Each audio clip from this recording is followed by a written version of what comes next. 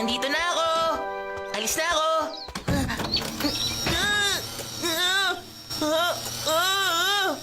Anong ginagawa mo? Ito ay magic hand. Ginamit ito noong ika-22 siglo. Eh di wag mong gamitin sa akin yan. Kailangan pigilan ka namin kahit anong mangyari. Huh?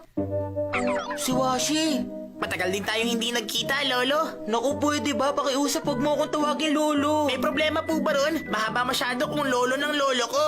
Hindi ganun ang sinasabi ko. Naku, hindi itong oras para pag-usapan natin to. Teka sandali. Pupunta ka dapat sa bahay ni Shizuka, tama ba? Oo, tama ka.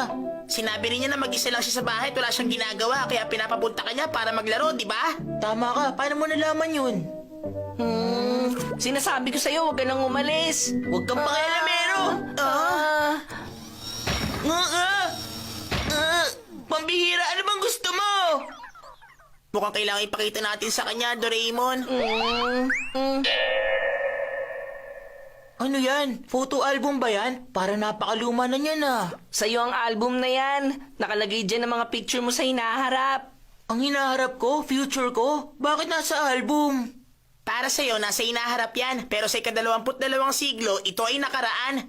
Kung gano'n, nandito yung mga picture ko nung 10 na 20 years old na ako. At nandiyan din yung mga picture nung kinasal na ako. Oo nga, tama ka. Pero ang problema, nandito sa picture na to. Oh, teka. Ako to ah. Pero hindi naman ako na-aksidente kahit saan. Tulad nga po na sinabi ko sa inyo kanina na galing po yan sa future. Papunta ka dapat niya sa bahay ni Shizuka ngayon kaso bigla ka masasagasaan ng kotse. Pagkatapos nun isang buwan ka nasa ospital. Totoo ba talaga to? Pero kung hindi ka naman naalis ngayon, hindi magkakaroon ng aksidente. Kaya kung ako sa'yo, huwag ka nang umalis. Dito ka lang sa bahay buong magdamag. Ganun ba? Pakiusap, wag na po kayo lumabas ng bahay, Lolo. Huwag mo nga akong tatawagin, Lolo eh. Ikaw na ang bahala sa kanya, Doraemon. Ako nang bahala. Magiging payapa to kagaya ng sa Titanic. Payapa katulad ng isang ibong lumilipad. Alagaan mo siya.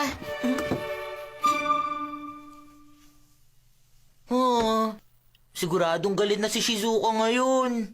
Nobita? Tumatawag si Shizuka sa phone. Tumawag na siya! Naku, ano nang gagawin ko ngayon? Kalma lang. Ako nang kakausap sa kanya. Okay, sige.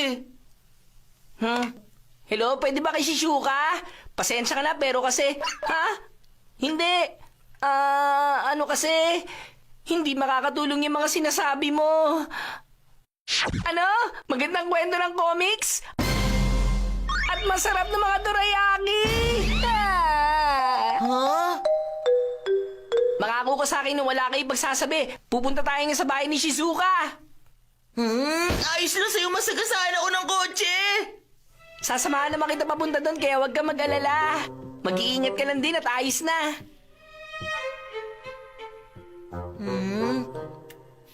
Magpapaalam na muna ako kay Mama. Magpapaalam?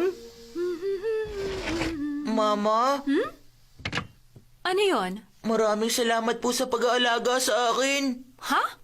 Minahal niyo po talaga ako ni Papa. Maswerte po ako na maging anak niyo. Pero ngayon, kinakailangan ko na po magpaalam sa inyo. Ha? Bakit bigla mong sinasabi mga yan? Baka po kasi hindi na tayo magkita kahit kailan, Mama, kapag umalis na po ako ngayon sa bahay. Teka, saan ka naman pupunta? Sa bahay ni Shizuka. Ha? Alam ko naman kung saan ka pupunta. Napakadrama mo naman kanina. Pero kasi, Teka sandali, saan ang daan natin papunta sa bahay ni Shizuka? dito tayo dadaan syempre. Ayos, at para mas ligtas tayo. Ang Time Television! Magagawa ng Time Television na ipakita sa atin ang future makalipas ang 10 segundo.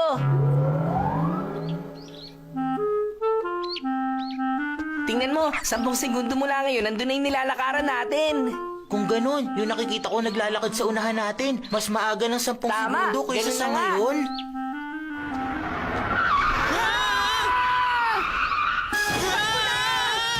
Masasagasaan ka rin sa kanto! Nakakatakot yun! Muntik na tayo ron. Mabuti na lang may time television tayo. Oo nga, alam ko na, magiging ligtas tayo kung hindi tayo pupunta sa kalsadang yun. Talaga? Eh di walang mangyayari kung dito tayo sa kabila dadaan? Oo.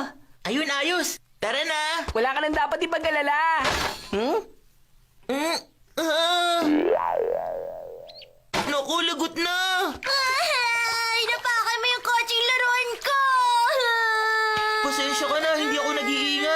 Pakiusap, patawarin mo ako. Anong ginawa mo? Hoy! Ang lakas ng loob mo payakin yung anak ko ah! Aray ko, ang sakit. Takbo na, Nobita! Kung iisipin mo, parang na-aksidente na rin ako nun dahil sa sakit ng ulo ko. Sa tingin ko, tama ka. Kung ganun, hindi pa rin nawawala na posible pa rin akong mabangga ng kotse ngayon. Oo, ganun na nga, kaya mag-ingat pa rin tayo. Sige. Nobita, ayos lang na maging alerto, pero tingnan mo pa rin yung dinadaanan mo. Delikado kasi yan. Oo nga pala. Sige. Pero pwede rin manggaling sa likod mong panganib, kaya alerto lang, naiintindihan mo? Oo. Tumingin ka rin sa nilalakaran mo sa harapan. Tingnan mo rin sa likuran mo, sa harapan mo. Ang gulo mo naman, Doraemon! Sa harap, sa likod, sa harap, sa likod, ha? Hindi ko kayang tingnan ng sabay yun! Ganun ba? Sige, gamitin natin ang isang to. Time television. Oo nga pala, meron tayong ganyan. Ba't ngayon mo lang uli kasi inilabas yan? Tingnan uli natin ang mga sarili natin sa buong segundo mula ngayon. Eto na.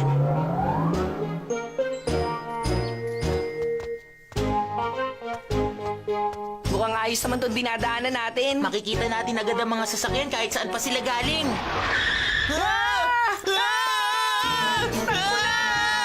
Mukhang ito na lang ang dadaanan natin.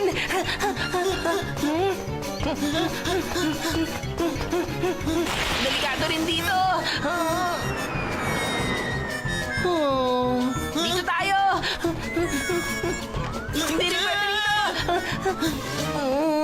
Wala tayong ligtas sa madaanan. Pambihira naman. Anong gagawin natin ngayon? Alam ko na. Simula ngayon, hindi na tayo dadaan sa kalsada. Halika na. Magiging ligtas tayo kung puro mga bahay lang ang dadaanan natin. Sigurado ka ba talaga dyan? Wala na tayong pagpipilian pa. Lakad na. Makikiraan lang po. Pasensya na po. Hindi nga makakadaan ng mga kotse, pero ang dumaan tayo sa mga bahay ng ibang tao. Pakiramdam ko magnanakaw ako. Ayoko nito. Huwag ka na magreklamo. Mas importante ang kaligtasan mo. Tulungan mo ako rito! May kotse pa rin dumadaan dito kahit wala tayo sa kalsada. Tulungan mo ako! Naku, ano ba naman yan? May mga nag-aaral magmaneho dito sa bakuran nila. Alis ka dyan! Hindi ko alam kung paano pahintuin to! Mag-isip ka na kahit ano, Doraemon! Ililigtas kita, Nobita! Maraming salamat. May mga nag-iensayo din pala magmaneho ng sasakyan sa bakuran nila. Maliit lang ang bakuran dito kaya wala na tayong dapat ipag-alala.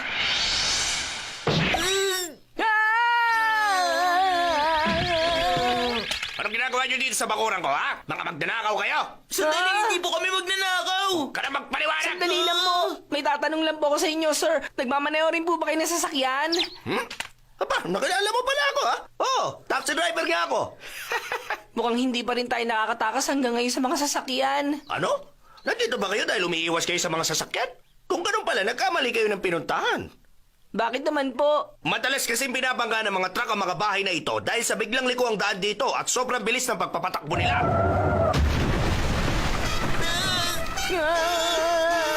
Yan, kita nyo? Tulungan niyo kami! Alam ko na, may mas ligtas pa tayong pwedeng daanan. Talaga? Saan naman? Ligtas tayo kung dadaan tayo sa mga bubong, tama? Bakit kaya ngayon ko na naisip ang paraan na to? Hay nako, ang hihina ko talaga. Imposible namang may dumaan pang sasakyan dito.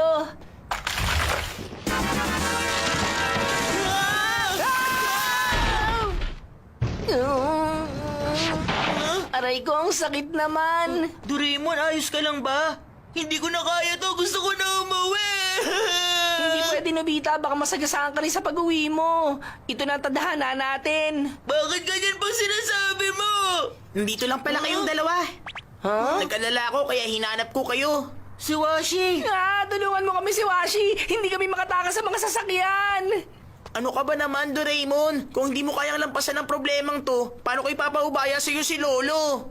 Teka, ano sinabi mo? Huwag mo nga akong tawagin Lolo. Heto, pwede kayo lumipad gamit tong bamboo copter.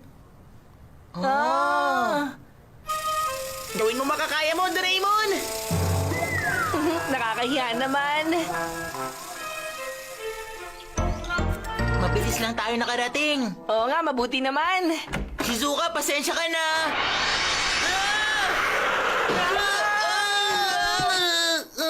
Ayos ka lang ba? Kaya mo yan, Nobita? Naku, pasensya na.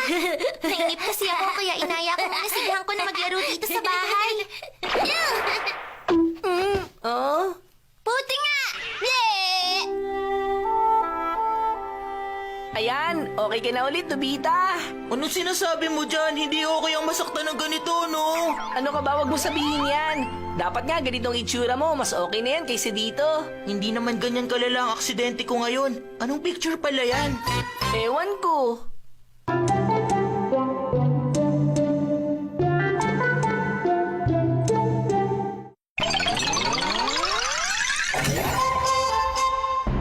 Ang babaeng parang puting lili.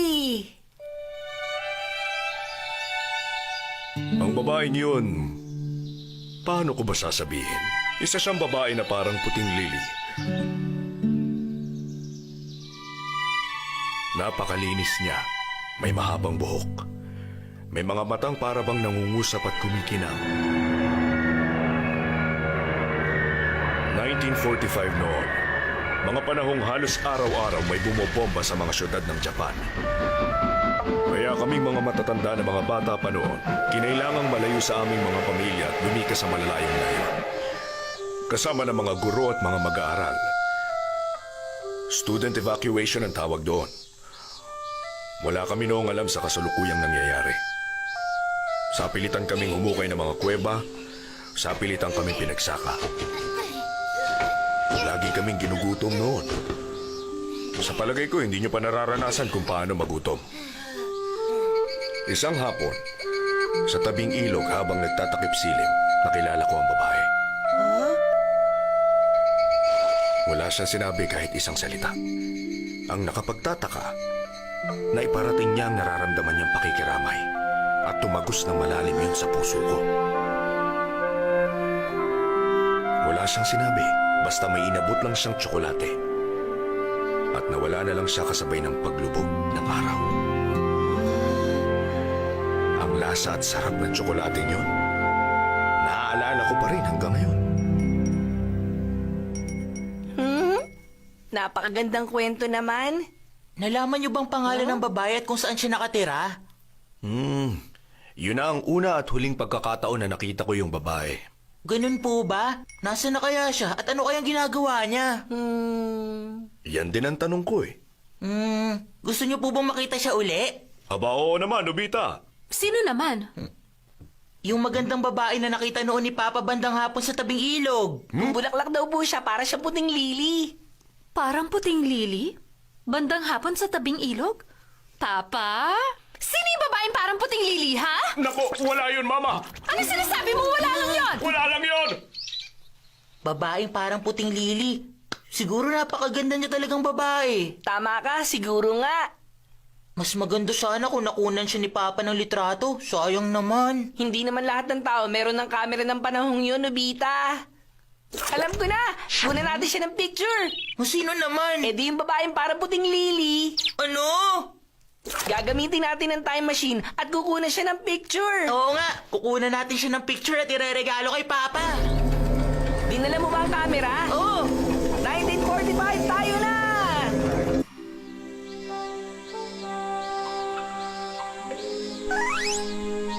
Wow, ang tahimik naman dito. Tingnan mo, mukhang nasa templo ang lahat kasama si Papa.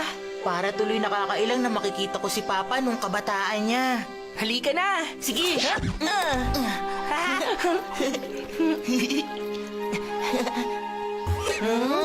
Tao po! Wala namang tao dito eh. Nasa sakal silang lahat ngayon. Ganun po ba? Saan po yun? Doon sa malawak na lupa, malapit lang dito sa templo. Banda rito. Sige, sundan niyo ako. Hindi na sila nakakapag-aral. Kahit mga bata, pero saan pinagtatanim na makakain. Ano bang nangyayari sa bansang to? Mahabagin langit, mahabagin langit. Diretsuhin niyo lang ang daan na ito. At makikita niyo ang pinagsasakahan nila.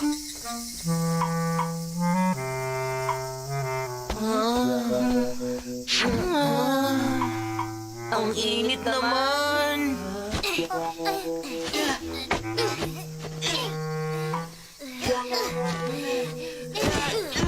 Anong ginagawa mo, Nobby? Tatamad-tamad ka na naman. Paghuhukay na ba tawag dyan sa ginagawa mo? Pwede ba lagyan mo naman ng lakas ang paghuhukay? Kamukhang kamukha mo siya, Nobita. Yan pala si Papa noon. Pero teacher, pinapaltos na po mga kamay ko at nagugutom na. Ano naman ngayon kung may paltos ka? Isipin mo nga ang hirap ng mga sundalo ngayon sa labanan. Napakalupit naman niya. Ganun na lang siya kung manakit. Kayo lahat, pahinga tayo ng 30 minuto. Salamat naman, salamat. Ay, buti na lang. Hoy, Nobisuke, hindi ka pa magpapahinga. Oo. Hindi ka magpapahinga hanggat di mo natatapos hukayin ang party mo, maliwanag? Pero teacher!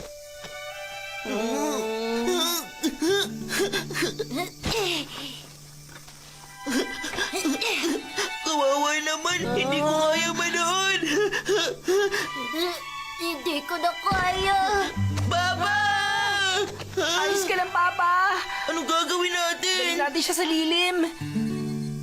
Kaya mo yan, Papa. Pagpahingahin muna natin siya dito sandali. Pero kung matutulog lang siya dito, pagagalitan naman siya ng teacher niya. Huwag ka magalala, Nobita. May naisip akong paraan. Heto, ikaw na muna pumalit kay Papa. Ano? Paghuhukayin mo ako? Kaya ko kaya to? Oo naman, teka sandali lang. Ang Super Gloves! Isuot mo na itong Super Gloves at wala ka ng problema sa pagtatrabaho.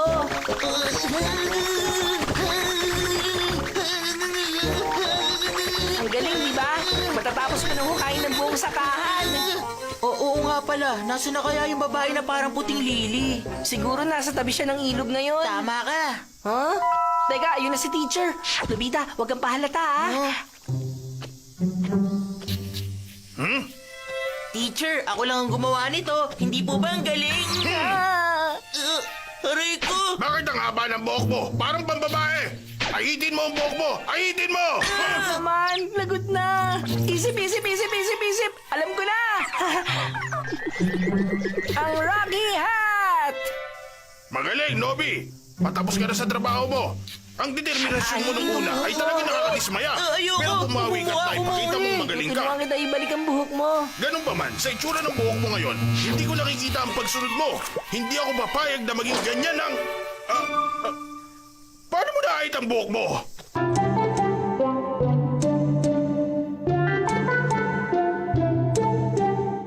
Si Nobby lang ang gumawa ng lahat ng to. Ang galing niya. Ang sipag naman ni Nobby. Magaling! Ganito nga dapat ang itsura ng isang batang hapon. Mga bata, dahil tapos na ni Nobby ang lahat, tapos na rin ang pagtatrabaho natin sa araw na ito. Salamat! Salamat naman! Salamat po. Nahalagot na, nakatulog ako. Paano na? Pagagalitan ako ni teacher nito. Wala nang paraan, tatakas na lang ako dito. Saan kaya ako pupunta? Pero kailangan kong makalayo. Sandali. Nawala na si Papa. Baka nasa tabing ilog na siya.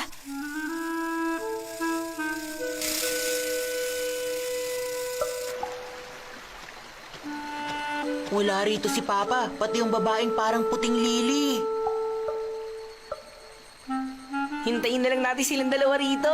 Pwede bang pag-isipan natin kung anong gagawin natin sa kalbo kong ulo? Ayan lang ba? Maghintay ka ng 30 minuto. Ngayon, hihintayin na lang nating dumating yung babaeng parang puting lili, tama? Oo.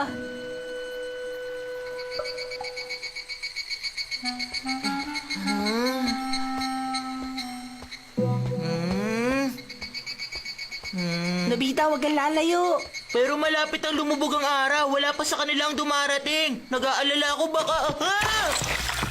Tulong, Doraemon! Doraemon, hindi maalis ang amoy. Gumawa ka ng paraan. Tulungan mo naman ako. Paano ba? Meron akong deodorant. Lumapit ka dito. Ang dami mo naman nilagay. Isa naman mga may ka, di ba? Ang lamig naman. Basa pa ang damit mo, Nobita. Hahanap ako ng pwede mong maisuot. Sige, salamat. Oh! Si Papa!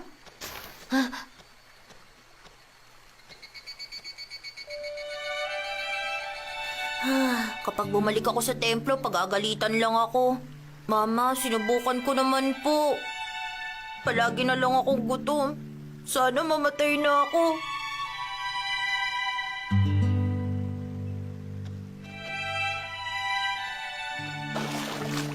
Teka, sandali lang! Kailangan may gawin ako! Doraemon! Huh? Ah! Ah! Ah! Eto na, Nobita! Nanghiram na ako ng damit sa kalapit na bahay! Nobita, ano nangyari sa buhok mo? Mukhang sumobra sa bisa yung nilagay mong gamot! Ouch! Ayos ka lang ba? Heto, isuot mo muna tong damit. Sige, Bilisan mo ha, baka dumating na yung babae. bakit naman ganito ang damit na to? Huwag ka na nga mapili dyan. May maputing balat, may mahabang buhok, at may bilugan ng mga mata. Huwag mo sabihin na ang babae parang puting lili ay! Meron ka ba chocolate dyan? Oo naman, no, meron ako dito. Ito.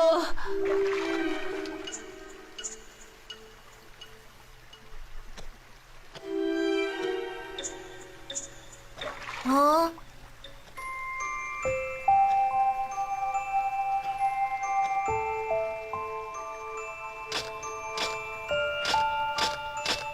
Ito pala ang nangyari noon kay Papa.